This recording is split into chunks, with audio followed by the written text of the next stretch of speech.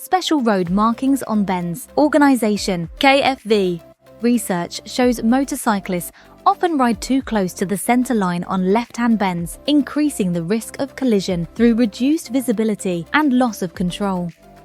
The project introduced additional road markings, guiding riders away from the centre and preventing them from leaning into oncoming traffic. Since their use, injuries on bends have decreased by 80%. The measure is intuitive, can be applied in various road conditions, and has been widely accepted by motorcyclists. The project has significantly improved road safety for motorcycle riders by addressing specific risky behaviour with a targeted solution.